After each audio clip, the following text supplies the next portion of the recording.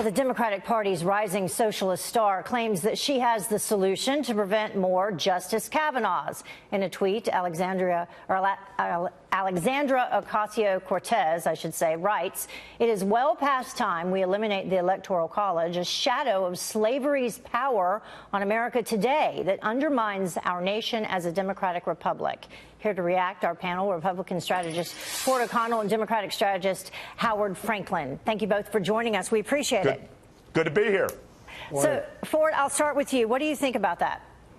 Well, look, Ocasio-Cortez is a gift that keeps on giving. Look, I knew she couldn't do basic math when she said unemployment was so low because everyone had 2 jobs. And I knew she couldn't do basic civics when essentially she said, I can't wait to be inaugurated and pass bills into law, because it's not exactly like House members do that. But I didn't think she was a whiner. Here's the deal. Democrats constantly want to change the game every time they don't get their way. And this was what Ocasio-Cortez will be happy to find out. And that is that basically 2016 was the 5th time that the person who won the Electoral College did not win the popular vote.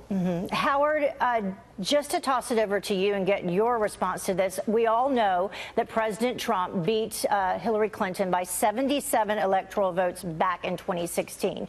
As a result, you know, what the left is really upset about is when it comes to these justices and Supreme Court nominees, actually judges in general.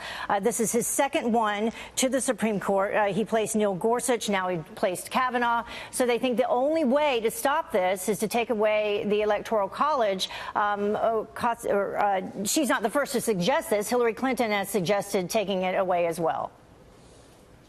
Sure. I would say a couple things. I mean, first off, happy early birthday to soon-to-be Congresswoman Ocasio-Cortez. I think she turns 29 this week. But she, I think, by her own admission, has never served in elected office before, hasn't won a general election yet, and I think we got to resist these calls by the Republican Party to make her the spokesperson for the Democratic Party. So certainly she's 1 in 435, or she will be when the next Congress is sworn in, but I think we're making a big issue out of something so you disagree that isn't with her? really a big issue yet. You disagree with her on the Electoral College then?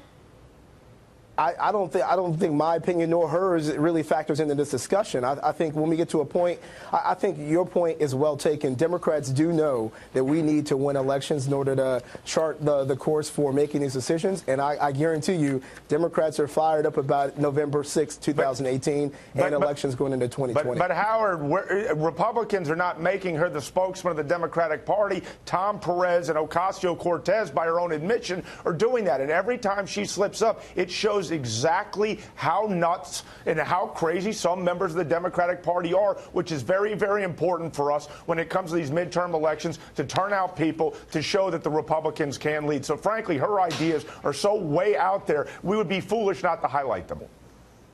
I'm not upset at that at all. I would just say that we're not on television talking about Thomas Massey or James Sensenbrenner. I mean, there are Republicans who certainly have ideas outside the mainstream of their respective parties, and we're not spending as much time promoting those ideas. At the same time, jumping on what Ford just had to say, Ocasio-Cortez is all over the place, representing the Democratic Party on mainstream media. Listen to what she had to say on MSNBC on Friday, and then respond to this. Here she is.